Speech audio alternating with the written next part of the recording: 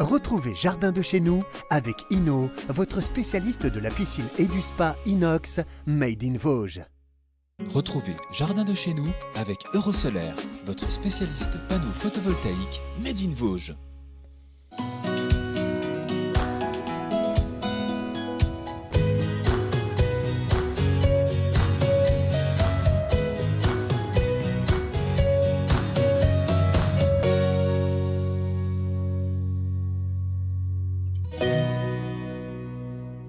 Bonjour à toutes et à tous, je suis très heureuse de vous retrouver pour ce nouveau numéro de Jardin de chez nous. Comme à notre habitude, nous sommes à l'école d'horticulture et de paysage de Roville-aux-Chênes où nous allons apprendre dans quelques instants avec Quentin Zeller comment bien semer et faire pousser notre ciboulette. Moselle TV nous fera ensuite découvrir les jardins nourriciers de Nathalie Barotte. Et puis ce sont les fleurs incontournables de nos jardins, ce sont les stars de ce mois-ci. Les roses sont à l'honneur et Gilles Bento, formateur ici à Reville, nous montrera comment les tailler. Vosges TV nous emmènera ensuite à la découverte de la roseraie de la maison romaine d'Épinal, où la taille est elle aussi de mise pour garantir l'épanouissement des différentes variétés de rosiers qui participent au fleurissement de la commune. Mais pour l'instant, il est temps de rejoindre Quentin Zeller pour faire le plein de conseils et d'astuces pour réussir nos semis de ciboulette. Allez Rolling, tu viens? Viens, c'est parti ma fille, viens! Bien, bonjour Quentin. Bonjour Aurélie. Donc ici, nous sommes dans la serre de multiplication. Oui, tout à fait. C'est là qu'on fait nos boutures et nos semis. Et toi, tu es stagiaire. Je suis en reconversion professionnelle. Je fais un brevet professionnel donc, de responsable de production légumière, fruitière, florale et de pépinière, avec pour but de devenir pépiniériste. Ah, c'est super, mais je vois que tu nous as préparé plein de choses. Hein. On a des terrines, on a aussi un tamis, on a aussi du substrat qu'on vous présentera tout à l'heure, et des graines de ciboulette pour le tutoriel de ce jour.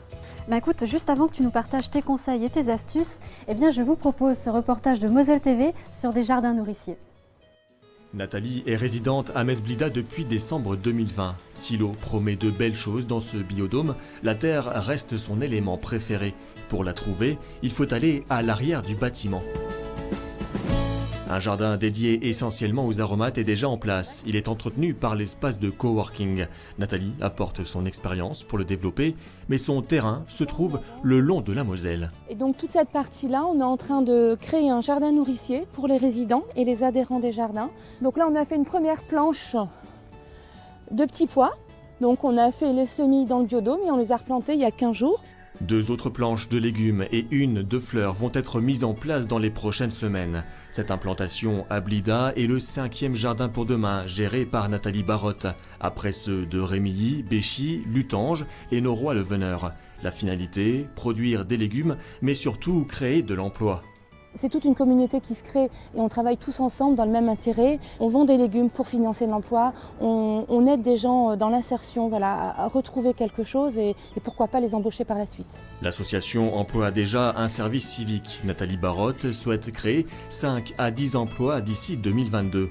Des communes, mais aussi des MJC et des bailleurs sociaux sont intéressés par ces jardins en permaculture. 4 autres sites pourraient voir le jour d'ici peu sur le territoire. Nous revoici à Roville-aux-Chênes avec Quentin Zeller. Alors Quentin, bon, c'est vrai que de prime abord, on peut se dire que semer de la ciboulette, c'est très simple, mais pourtant il y a quelques règles à respecter, non? Oui, alors pour l'idée de Monsieur Tout-le-Monde, semer la ciboulette, c'est comme semer n'importe quoi, c'est mettre des graines dans la terre et attendre que ça pousse. Mais en vérité, il y a quand même quelques règles à respecter pour que ça marche plus ou moins à tous les coups. Alors on commence peut-être par mettre du terreau. Donc là, on a notre substrat de multiplication, on a nos terrines, on va pouvoir le remplir directement avec le sac. On parle de substrat, mais donc le substrat, c'est bien la matière qui sert, dans laquelle on va mettre nos plants. Alors le substrat, c'est un support de culture. La terre de nos jardins, c'est un support de culture, c'est un substrat. Donc ici, nous, on a un substrat dit de multiplication. Qu'est-ce que c'est que les petits trucs blancs là? Alors ça, c'est de la perlite. C'est aussi une autre chose intéressante pour un bon semis, c'est d'avoir de la matière qui va aller garder la chaleur et la restituer. On va commencer par mettre un peu de ce substrat un peu partout, histoire de le répartir de manière homogène. Voilà, exactement.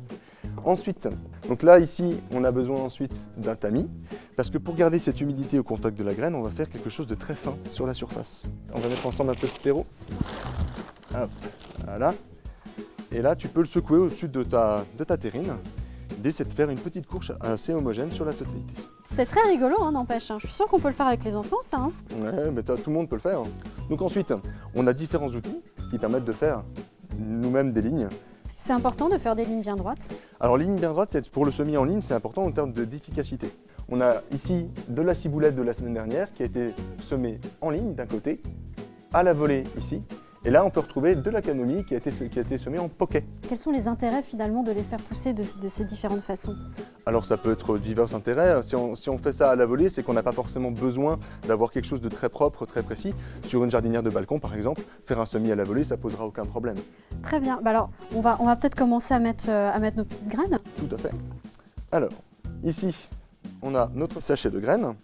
L'idée, pour pouvoir ne pas s'embêter, c'est de faire une petite forme assez homogène, assez arrondie, et on va aller tapoter. Ça, c'est pour faire du semis en ligne. Hop, un petit bec, et on tapote. Je te propose, si tu veux, de faire un semis à la volée. Voilà, tout simplement. Hop, on va en prendre quelques-unes, et tu vas pouvoir venir essayer de le jeter de manière un peu homogène sur ta Donc sur terrine. ton bac. Sur mon bac, c'est très bien. Il n'a pas de lignes qui ont été formées. Voilà, tu peux le faire. Ouais, alors tu vois, j'en ai peut-être un peu trop mis ici. Ouais.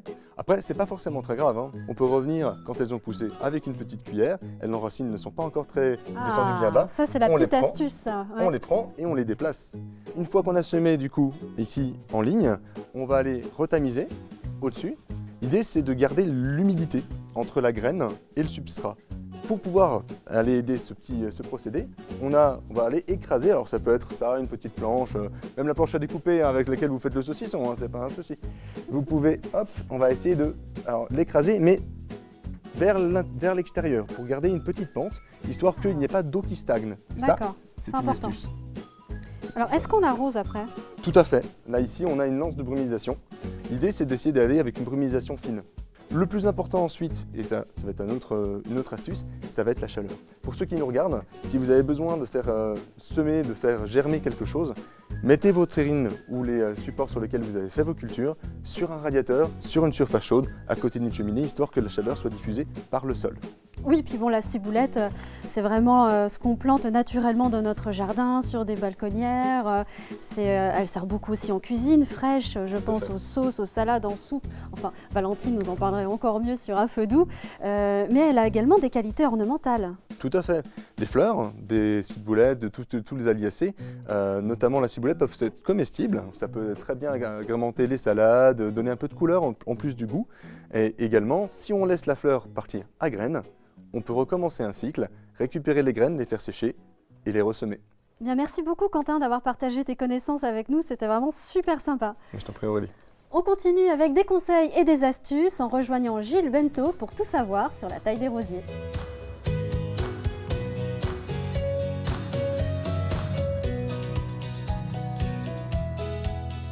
Eh bien, bonjour Gilles Bento. Bonjour Aurélie. Donc vous êtes formateur en aménagement paysager. Je suis formateur au centre de formation d'apprentis depuis très longtemps, depuis 1989. Alors d'ailleurs ici, par rapport à l'école de Roville, on est dans le centre d'apprentissage, c'est ça? C'est ça, nous sommes dans le centre de formation d'apprentis. D'accord. Alors la première question qui me vient à l'esprit, c'est quels sont les principaux intérêts de la taille? Alors les principaux intérêts de la taille, c'est de conserver des plantes relativement belles. Et on a choisi donc aujourd'hui de tailler des rosiers. Et on va même essayer de les rajeunir, c'est-à-dire qu'ici on a des vieux rosiers qui ont du mal de fleurir, mais avec la taille que l'on va leur faire, je pense que l'année prochaine on aura de très belles roses. D'accord, donc c'est nécessaire, enfin en tout cas fortement conseillé si on va avoir des rosiers en pleine santé et puis pouvoir en profiter parce que c'est vrai qu'il faut le dire, hein, les roses c'est la reine des fleurs, hein, il en existe de tellement de couleurs, de tellement de variétés différentes. Et d'ailleurs justement, la roseraie d'Épinal en possède une collection de plus de 500 variétés différentes de pieds de rosiers. Vosges TV s'y est rendu pour nous et a assisté à une séance de taille justement. Nous nous y sommes promenés tantôt sous la pluie, tantôt sous le soleil, mais il semblerait qu'à cette saison, il soit encore un peu tôt pour admirer les magnifiques parterres colorés si caractéristiques de la roseraie d'Épinal. D'ici quelques semaines, près de 2000 plants de rosiers viendront fleurir ces allées. Bertrand est l'un des 2 jardiniers qui s'occupent de ce parc. C'est notamment lui qui choisit les variétés implantées ici. On a un catalogue et on fait ça durant l'hiver. Donc on lit les caractéristiques des rosiers, on regarde les maladies, la particularité de la fleur, du fleurissement, pour que ce soit un bel ensemble. Du blanc, du jaune, du rouge, rosier grimpant, paysager ou rosier-tige, autour de la maison romaine, 184 variétés ont été sélectionnées. Et si cela vous paraît beaucoup, il y a à peu près 40 000 variétés de rosiers sur la planète. Ici 184, donc c'est une toute petite partie. Mais c'est des obtentions d'horticulteurs qui ont travaillé sur des hybridations pour obtenir différentes coloris, différentes tailles, différentes odeurs. Et donc ça demande des années et des années.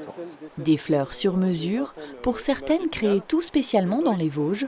Encore un peu de patience donc, avant de voir naître les premiers boutons au printemps. D'ici là, il sera alors grand temps de revenir faire un tour dans ces jardins qui auront une toute autre allure. Eh bien, c'est à nous maintenant de passer à la pratique. Alors Gilles, j'ai vu que nous avions des gants, nous avons des sécateurs dont nous pouvons désinfecter les lames d'ailleurs, il me semble. Nous les désinfectons par rapport aux maladies, oui. Eh bien, vous pourrez dire à Mario-Pierre Velsin, qui était avec nous sur la toute première émission pour nous apprendre à tailler les framboisiers, émission que je vous invite à voir ou à revoir en replay, eh bien que j'ai bien retenu ses conseils et que je les applique maintenant. C'est très bien. Alors, quel type de rosier avons-nous ici, Gilles ? Alors là, nous avons des rosiers, ce que l'on appelle floribunda, ce sont des rosiers grosses fleurs, ce sont des rosiers qui font des fleurs simples, très grosses, et qui sont des rosiers que l'on taille différemment en fonction aussi du nombre de fleurs que l'on veut sur le rosier. D'accord, donc grâce à la taille, on peut définir le nombre de fleurs qu'on veut sur son Pratiquement, on va rosier. dire que plus on va le faire souffrir, plus normalement il va donner de fleurs. Ah, bon, c'est un peu sadique, mais au final, si c'est pour faire joli. Voilà. D'accord, alors par où on commence ? Alors quand vous allez tailler un rosier, il faut que on va dire qu'il soit évasé, que le soleil puisse rentrer dedans et qu'il n'y ait pas de branches qui s'entrecroisent. Le rosier a besoin de la taille, d'une taille assez forte pour pouvoir redémarrer et faire de belles fleurs. Donc nous allons commencer à tailler nos rosiers, mais bien sûr toujours hors période de gel. Toujours hors période de gel, il faut attendre que les gelées de printemps soient passées. C'est ces gelées-là qui sont dangereuses pour notre rosier. Si vous taillez trop tôt, on risque d'avoir des jeunes bois qui seront gelés complètement. D'accord. Donc on peut commencer par tailler ceci par exemple ? Alors ce qu'il est important de regarder quand on va tailler une branche, c'est de regarder les yeux. Vous avez un œil ici qui est relativement démarré et ici vous avez un autre qui est en train de redémarrer. Mais ici vous voyez un œil sur lequel il n'y a encore pas de bourgeon. C'est cet œil-là qui va redémarrer. Et quand on va faire de la taille, donc, on va toujours tailler les yeux sur l'extérieur, de façon à ce que l'eau puisse redescendre sur la tige et non pas redescendre vers le bourgeon. Et vous taillez entre 5 mm et 1 cm, c'est pas grave, vers l'œil. Donc on peut passer à celle-ci, parce que je crois qu'elle rentre vers l'intérieur. Alors donc... celle-ci, elle rentre effectivement vers l'intérieur. Donc on va la supprimer carrément contre le rameau. Ici, vous avez une branche qui est déjà relativement vieille. Donc ces branches-là, quand on fait de la taille de rajeunissement, vous voyez, ce sont des branches qui ont déjà souffert. Donc on va carrément supprimer cette vieille branche au profit des jeunes branches que l'on va conserver ici. C'est quand même précis. Hein. Voilà. Alors, est-ce qu'on taille de la même façon des rosiers grimpants que des couvre-sols ou des buissons? Alors pas du tout. On taille tout à fait différemment. Effectivement, on ne taille pas un petit rosier paysager comme on va tailler un rosier grimpant ou un rosier miniature. Voilà. Très bien. Eh ben, je pense qu'on a du boulot. Hein. On va s'y mettre. Allez, tu viens, Rolling? Alors, c'est parti. Donc déjà, première étape, on repère les yeux extérieurs. Il y en a un ici, et donc on coupe juste au-dessus de celui-là. En biais, comme ça. Et voilà. Ici, on a dit que c'était une branche qui avait déjà un peu d'âge. Donc, on n'hésite pas, on coupe. Et voilà. Bah, merci beaucoup, Gilles, pour tous ces conseils, ces astuces. Bon, maintenant, on sait comment bien tailler nos rosiers. Eh bien, merci Aurélie. J'espère que les rosiers seront vraiment beaux cette année. Bah, grâce à vous, en tout cas. Merci. Rolling. Bah, viens. Alors, t'es parti où, toi? Qu'est-ce que t'as fait encore? Oh, bah, oui. Allez, tu viens? Viens, on est parti. C'est déjà la fin de notre émission, mais pour continuer de vous accompagner dans votre soif d'apprentissage, nous vous conseillons l'article sur les bonnes astuces pour produire plus au potager dans notre magazine partenaire Détente Jardin. La semaine prochaine, vous avez rendez-vous avec David, chauffeur pour du champ à l'assiette. Et quant à nous, eh bien, on se retrouve dans 2 semaines. Mais on ne se quitte pas vraiment, car nous avons à cœur de partager avec vous notre passion pour la nature et le jardin sur les réseaux sociaux. Alors prenez soin de vous, à très vite dans Jardin de chez nous.